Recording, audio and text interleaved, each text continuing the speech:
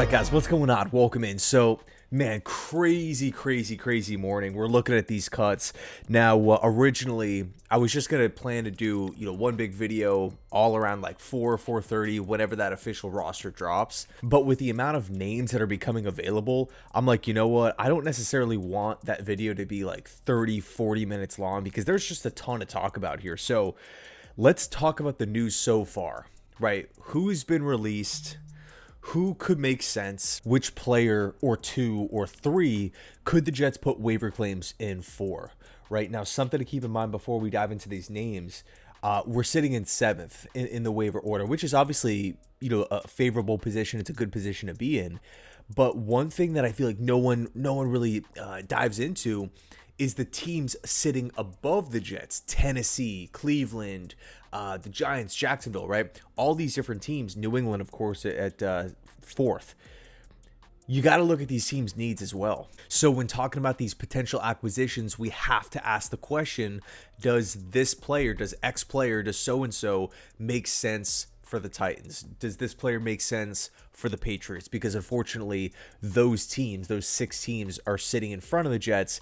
They have first dibs. We got to get to pick number 7. So with that said, let's dive into some of these names that have been released so far. I'm going to be honest, I think there's two names on this list that I frankly just disagree with, just flat out. But I don't want to, there's no point to overreact or anything. We haven't even seen the full 53-man roster. Let's dive into these names. So a couple of the players that got released: Eric Watts, Carter Warren, Jordan Clark, Cole Laval. I think out of those guys, potentially 3 out of those 4 will be brought back to the practice squad. I was actually impressed with what Laval, he was a former USFL standout, and I thought he held his own, all things considered. Eric Watts, obviously undrafted free agent, a physical freak. Carter Warren, right? This was a former mid-round pick made by Joe Douglas. Me and Tyson were having the debate last night. Carter Warren versus Max Mitchell. Both guys are kind of in a similar position. And up to this point, it's looking like the Jets are probably going to keep Max Mitchell unless they slice both tackles off the roster. And then we really only have one backup tackle, which is Okorafor. So it's looking like Max Mitchell is going to make the team. But out of those 4, I could see a couple coming back on the practice squad. Now, interestingly enough, they went out and they released Jarek Bernard-Converse. Now, I was thinking that the Jets could potentially keep 6 corners on the roster, right? Understanding Aaron Glenn's development with the cornerback position. And we have our starting 3, right? Obviously, Gardner, Carter, and Brandon Stevens. That's great, but behind those guys consisted of JBC, Quantez Stiggers, Bump Cooper, right? Ryan Cooper, and Chris Boyd. Now, what's a little interesting is Chris Boyd got put on IR. Bump Cooper got put on IR. So it's with JBC getting released, obviously Azareye'h Thomas is going to make the team. This looks pretty good for Quantez Stiggers.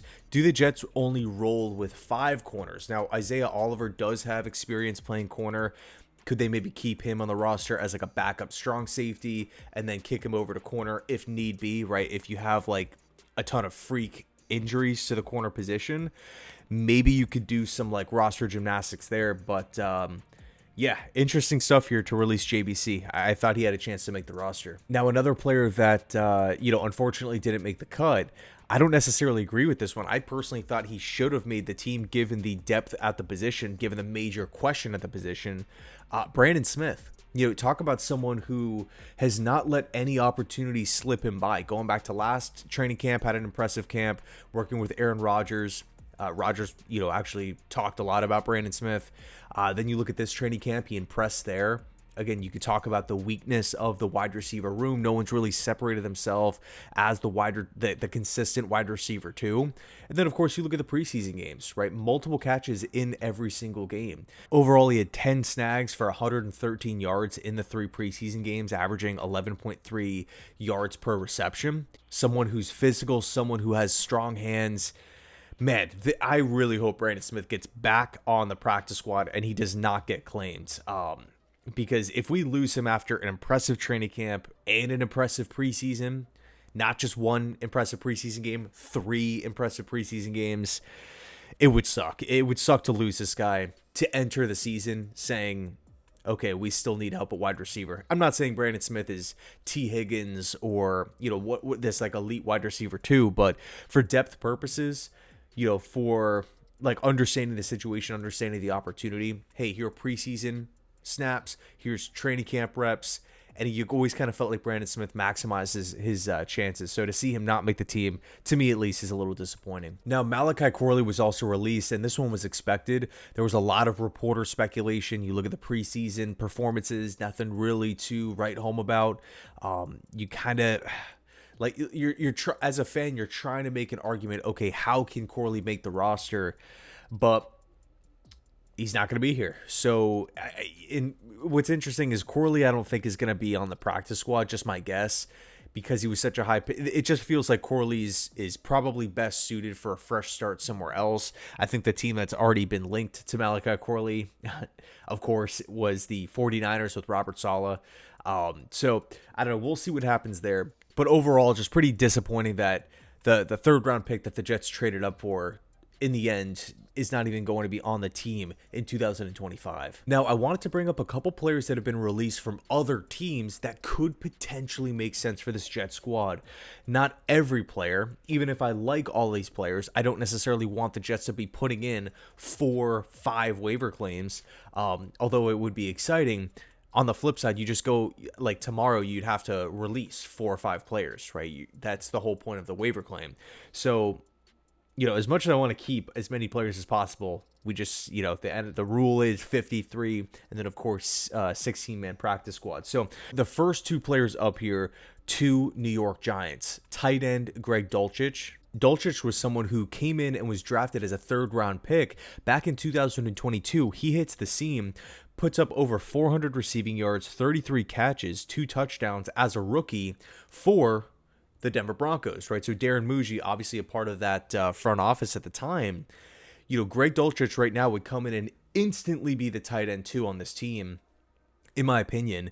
Now, of course, it's worth noting, after that rookie season, pretty disappointing. We never really saw Dulcich, take that next step.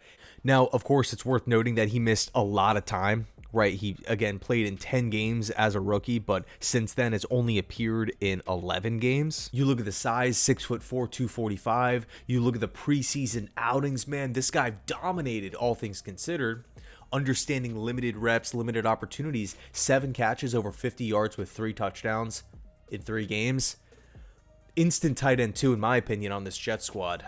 Someone who I think would be a pretty solid backup to Mason Taylor, coming in at 25 years old. And again, Darren Muji does have that experience working with him. So that's someone who I definitely want to keep an eye out for. Now, the next player up here, again, is Tommy DeVito. Someone who I do think, at this point in time, with the uncertainty around Tyrod Taylor, I understand that Aaron Glenn said that Tyrod should be ready for week 1. I get that. Sweet. But he's still not practicing. He had the knee scope. He's dealing with according to Aaron Glenn, and this could just be semantics, right, at the end of the day, but he's dealing with a wear and tear injury, and he sustained that before the first preseason game. So even, just trying to think long term here, who's to say that maybe something else pops up a month down the road, 2 months into the season, there's maybe another wear and tear situation. Maybe he finds himself in regular season action, gets hurt. We know he's a veteran. We know he has been labeled as like an injury prone quarterback throughout the years, as much as I love Tyrod Taylor. And also, I've been impressed with Brady Cook so far through preseason, so I don't want to take anything away from him. But if the Jets want a backup who has started regular season games, I don't think DeVito's going to be, this incredible quarterback or anything, but, just someone who could come in, process the defense, get to the check down quickly, provides a little bit of mobility. This point was brought up by K-Dude in one of the streams, but he's handled and knows the New York market and won't get rattled by it. Now, of course, Mike White is also out there, but DeVito, I think, at this point in time, probably gives a team a better chance to win over Mike White. I watched a lot of Mike White during this preseason, and he didn't really look like the same player as he did back with the Jets all those years ago. So, I think DeVito is someone to keep an eye on. Now, next up is DeMarvin Leal. So, Leal's an interesting case because he's a former third-round pick made by Pittsburgh back in 2022, right, out of Texas A&M, someone who always was considered like this high upside type of guy, but with Pittsburgh, never really found his footing. They kind of bounced him around position by position. Like, is he an interior guy? He was moved over to the edge, outside linebacker. Doesn't really contribute that much on special teams. And again, just never really had a neck injury at one point. Just never really panned out. And right now we know with defensive end, it's pretty thin. There was also some scheme fit questions with Leal in Pittsburgh. But obviously with the Jets, we run a different style up front than Pittsburgh. So maybe DeMarvin Leal could be someone that the Jets keep an eye on. Maybe as an edge rusher, rotational edge, that maybe could make some sense. There is a wide receiver that hit the market, though, Trey Palmer of the Bucks. Couple seasons with Tampa, impressive rookie season, kind of took a step back this past season, but with the addition of Emeka Egbuka, obviously Godwin on the roster, Mike Evans on the roster, like it's tough if you're a wide receiver on Tampa Bay, right? The emergence of Tez Johnson, dude looks absolutely incredible, just so quick in space, so fun to watch. Everyone knew this back in college, though, and he slipped because of the size. But you're looking at a guy in Trey Palmer. This is someone who I feel like could come in and provide some competition. If the move is to release Brandon Smith and to hope to get him back on the practice squad and to claim Trey Palmer, that to me I would not mind. I don't think it would solve the wide receiver position or anything, but I do think he would be an upgrade to the room. And then there are a couple quarterbacks outside of Tommy DeVito that you could definitely argue. The first is DTR from Philly, someone who started regular season games, someone who you feel pretty confident in. Hey, this guy could run the same system as Justin Fields, given the mobility. We don't have to change things around. It's not like going from like Lamar Jackson to Joe Flacco, back in the Ravens days, where like the skill sets are completely different. So DTR could be a name to watch. And then also Kyle McCord, 6th round pick, didn't make the active roster with Philly. I think the hope is to get him back on the practice squad, but right now he has to clear waivers, and there was a lot of fans for Kyle McCord in the pre-draft process. So we'll see how it plays out. Let me know your thoughts down below in the comment section. We're going to be doing the recap video at 4:30, whenever that 53 officially drops. And, of course, going live to talk about it later tonight around 7:30-ish. That time is still up in the air. Anyway, thanks so much, and as always, go Jets.